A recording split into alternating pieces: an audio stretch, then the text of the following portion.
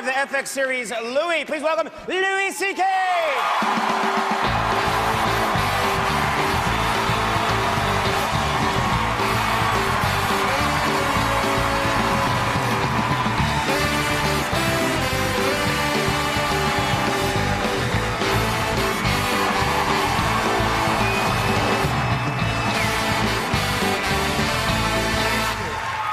Thank you. That was fantastic. Thank you. Thank you. So nice of you to be here tonight. It was, Oh, Jesus. That was really nice. It was real. Well, you deserve that. You and I don't know how many here. people know this. When we first got started in 1993, and just starting on the late night show, you were one of the first writers hired for that show. That's right. on the writing staff. I was, and I was about to quit show business. I mean, literally the night before at 3 a.m. I decided to quit and empty my brains into the tub. Which, by the way, is how to do that. If you're gonna do that, get in a tub. Don't be a dick, because it's not. Always felt the same way. I've always felt the same way. Yeah. As of now, it's not about you. It's about who finds your stupid, on purpose dead body. So don't ruin a rug. Get in a tub, close the curtain, point at the wall. But anyway, the day before, I had decided that was what I had to do. I don't think I ever told you this. I had decided I had to quit. I was making no money and I was really bottoming out. Right. And the next day you hired me. So you saved my life and you gave me a career. So. You'd have done fine without us, trust me. No, I really wouldn't have. Do you remember what it was like in the early days of the late night show, like 93? I do, because we didn't know what we were doing. No, you had never been on TV before. And we were these writers in a room, and we used to just make fun of you, and we used to just... I was grateful for like 10 minutes, and then we just would on you and make fun of you. Because you were very innocent about being on television. Yes, I was. Like, you would go out on walks, go for a walk in Central Park, and some guy would say, "Hey, Conan, I like the show." And you'd come running in the writer's room like breathless and excited, and you'd say, "This guy told me that he likes the show. I think we're gonna make it." And we'd be like, "Yeah," and you'd leave, and we'd be like, "What an idiot, it's one guy, it doesn't matter what one guy says. Why does that matter?" But I needed anything at that point to keep well, the me going. thing is, I'm newly on television, and now I'm the one. Every time I'm taking a shit, I'm Googling myself. Every time. I'm like, ooh, what did that fella say on his blog? Now, you've lived here 2 decades now. You clearly love the city. You make New York is such a part of your show. Yeah, I love it. And the way you depict New York, you must go crazy for this town. I do, because there's all sides of the spectrum here, you know. Sometimes you're I have children here, too, so sometimes you're in a park and there's pigeons, and then there's an old lady masturbating or whatever. And I'm saying that's one side of the spectrum. Yeah. Well, you know how it is when you're looking at pigeons. They're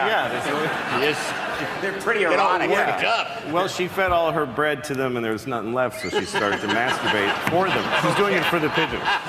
All right, I'm sorry. The other side of the spectrum is that it's a very exciting place, and it's kind of the center of the world in some ways. You never know what's going to happen here. No, the UN is here, and sometimes you see... Okay, so one time I was driving on the West Side Highway with my kids. I have a car in New York because I'm selfish and a bad person. And I see a cop car behind me going whoop, whoop, wagging his lights, so I let him go, and then there's 3 more cop cars, and then a bunch of black SUVs. It was a motorcade. You see that in New York sometimes. I didn't really care. Talking to my kids, and I'm next to this black SUV, and then I look over, and it's George W. Bush. And he's sitting there looking at a BlackBerry with his glasses down, and I see him, and I go, "Oh my God, he was the president!" I went crazy. I was to my girls, I'm like, "Look, he was the president!" And the thing is, when he was president, I hated him. I was a total, like, I hate Bush. No, but I didn't even have a good reason. I was just like, Bush, because oil. I didn't have any fleshed out reason. Thought about it much. And now he's next to me, and I'm like, "Oh, it's the president!" And he looked and he saw us, and he smiled and waved, like, really genuinely. And I was waving. I was like, "Mr. President!" I was literally yelling, "Mr. President!" to him.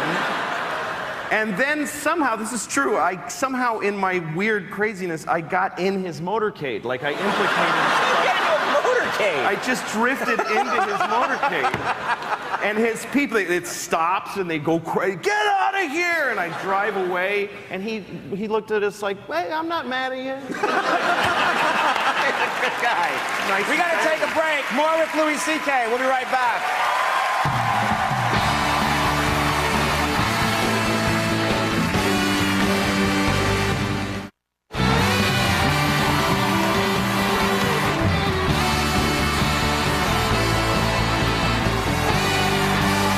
We're back, sitting here with Louis C.K. Louis, I noticed that not too long ago you got a Twitter page, and I've known you for a long time. I didn't know that you were into social media. Are you? Are you that interested in it? Well, I kind of hate it. I think it's awful, and I have Twitter so that I can just tell people what what I want them to buy and give me money. I don't care. People get mad at me because I don't follow anybody. I zero people that I follow, and people are like, "You're an arrogant prick." Like, I get really angry. People get mad at you for that. How dare you not follow? But why do they care?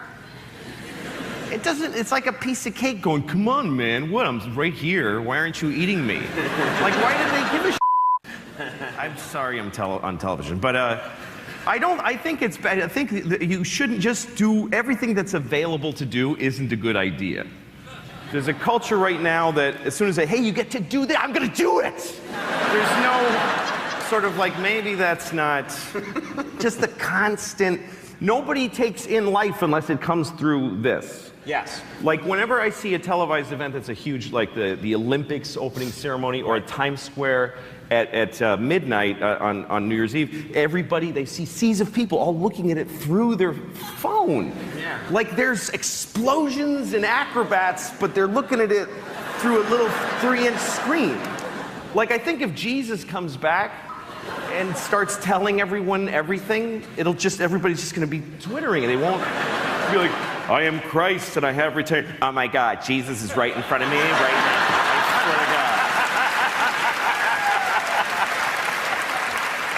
But this is, I'm now going to impart to you, I have a twit pic of Jesus. Oh my God, he's trending. Jesus is trending right now. Okay. I don't have any idea what Can you just look at me for a second?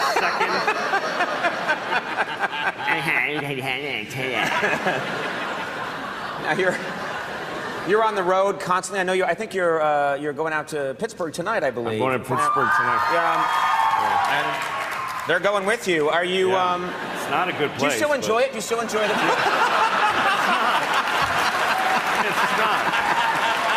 Who does that? It's not. It's lesser than other places. A lot of there's like thousands of better places than Pittsburgh. Maybe Get those millions. people some soup or something. Yeah. Make it up. Well, to they're them. here too. They're not in Pittsburgh. They hate Yeah. it just like I do. Let's go to Pittsburgh.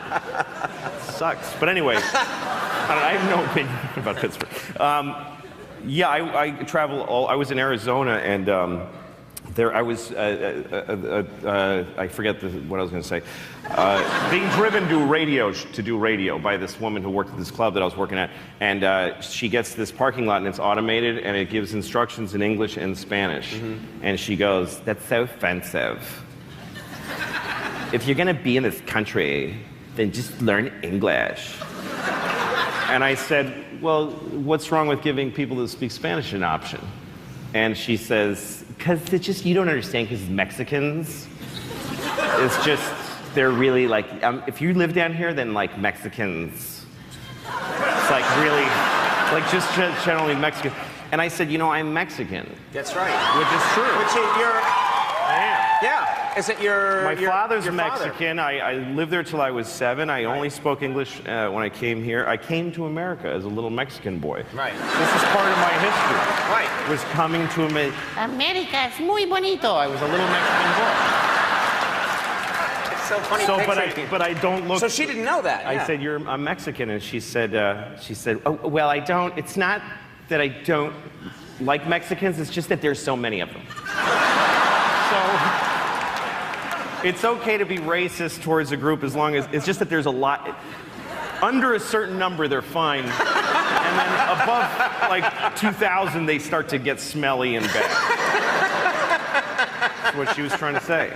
Make sure I mention this, because this is important. You are doing a brand new stand-up special that's actually a little different. It's going to be exclusively on louisck.net. Yes. And it's going to be starting December 10th, and people can watch the show. And it's going to be shot here at the Beacon. Shooting it here in like 9 days on this stage.